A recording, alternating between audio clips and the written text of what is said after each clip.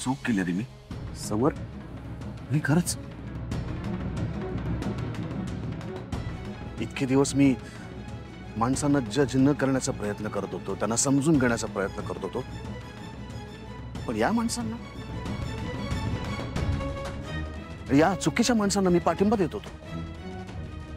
खरं तर मला आदिराला समजवायला हवं होतं. आदिराला त्यांच्या घरी पाठवणं ही सगळ्यात मोठी चूक ठरेल. त्यांच्या घरी आदिरा नाही सुखात राहू शकणार.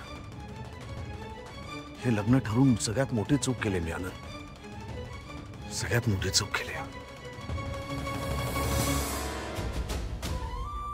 आता काय म्हणणं आहे तुझं?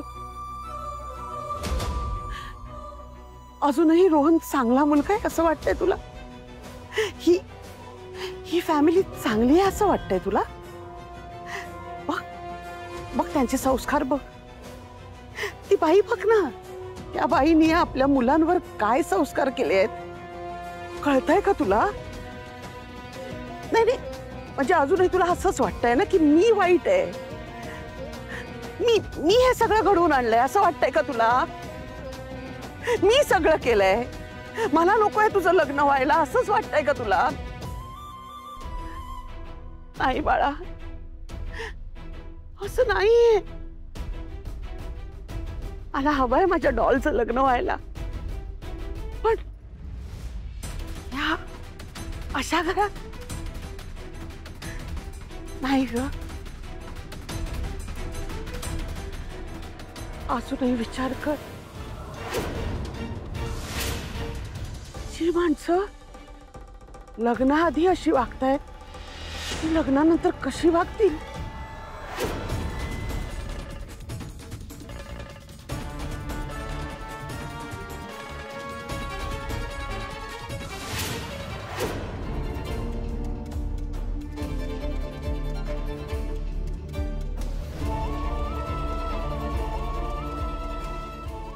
आजी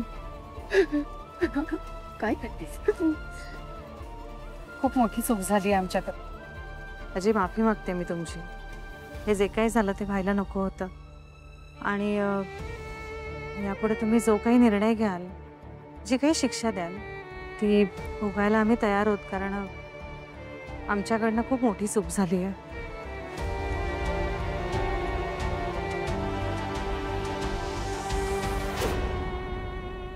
निर्णय खरं तर तुम्हाला ना पोलिसांच्या ताब्यात द्यायला पाहिजे. आपले दागिने परस्पर गहाण ठेवतात ही लोक, यांना जेलमध्येच टाकलं पाहिजे. अंशू, अर्पिता, बास आता. दादा, आम्ही एरवी तुझं सगळं ऐकतो, पण आता काहीही ऐकणार नाही. अर्पिता, बास. जे आरोप करायचे ते करून झालेत. आता प्रश्न कसा सोडवायचा ना याचा विचार करूया. नुसतं बोलणं वाढवण्यात काही अर्थ नाहीये.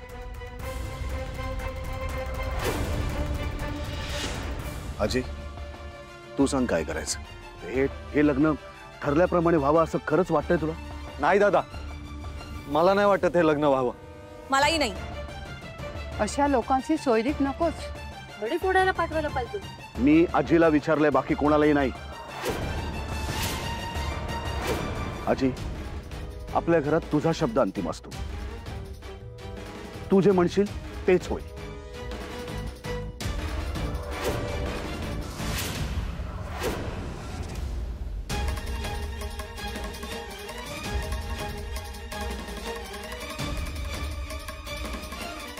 तुझा निर्णय आम्हाला सगळ्यांना मान्य असेल. जरी आम्हाला पटला नाही तरी सुद्धा आम्ही तो मान्य करून घेऊ. निर्णय तू घेतोयस पिंट्या, आणि जो घेतोयस तो योग्य तोच घेतोयस. आजी, माझं ना मन खरंच विटलंय. मला कळतच नाही की काय केलं पाहिजे. मी आता कुठल्याही गोष्टींचा विचारच करू शकत नाही. ही अशी माणसं, हे असे स्वभाव, ही अशी वृत्ती, हे सगळंच अनोळखी आहे मला आजी.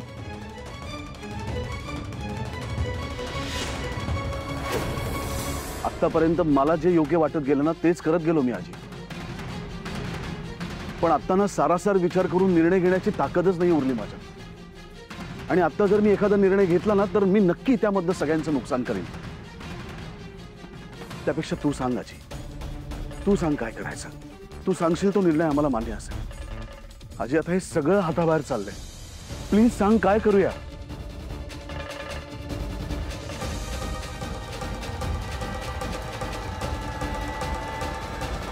झालं ते व्हायला नको होतं.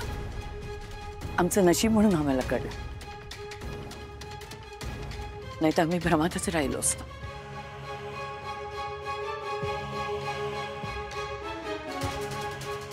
जे घडून गेले ते बदलता ते येणार नाही. पिंट्या मला निर्णय घ्यायला सांगतो, पण मी जुन्या पिढीची आहे. आमच्या पिढीमध्ये माफ करून पुढे जायचं हेच आम्ही करत गेलो. पण आताचा काळ आणि परिस्थिती वेगळी आहे.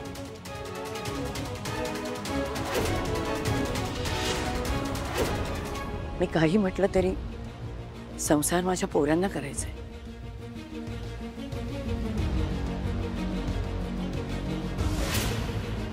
माझ्याकडून माणसं ओळखण्यात चूक झाली असेल, पण निर्णय त्यांनीच घ्यावा ज्यांना निभावायचा असेल. समर, तू अधिराशी बोल.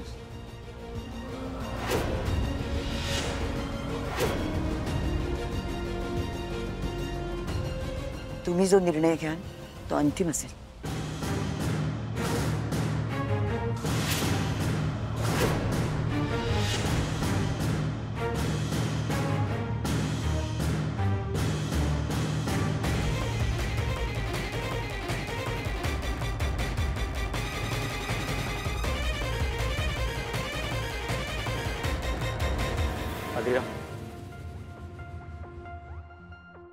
अधिरा, बघ, तू कसलंच प्रेशर घेऊ नकोस. तुला जर या क्षणी हे लग्न मोडावं असं वाटत असेल ना, तर तू हे बघ बिंदास्त मोड. मला त्याचं काहीच वाईट वाटणार नाही. कारण हा जे काही झालंय ना, ते बघून कोणीही तुझ्या जागी असतं तरी तिने हेच केलं असतं. Adhira, I am very sorry. I am very sorry Adhira.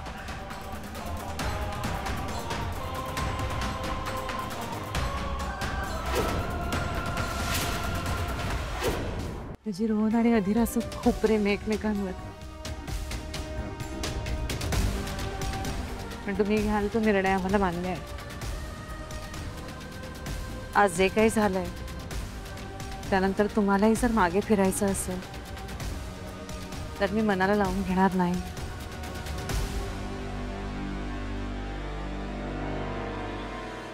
चूक आमची आहे, त्यामुळे त्याची शिक्षाही आम्हालाच मिळायला हवी. जिथे बांगड्या गहाण टाकल्यामुळे तुमची जी काही मानहानी झाली आहे ती काही आम्ही भरून देऊ शकत नाही.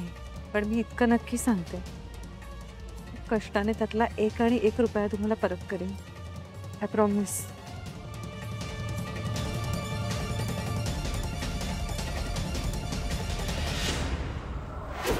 आज जे काही झालंय त्यासाठी आम्ही सगळे जाहीरपणे तुमची माफी मागतो.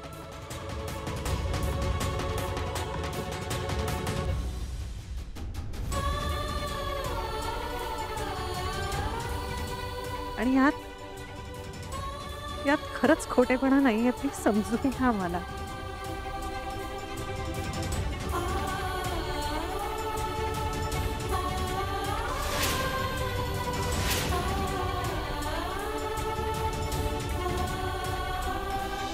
नंतर एक पोरगी आली एकदम धीट, आणि ती व्यक्ती म्हणजे अहिल्या वेसकर.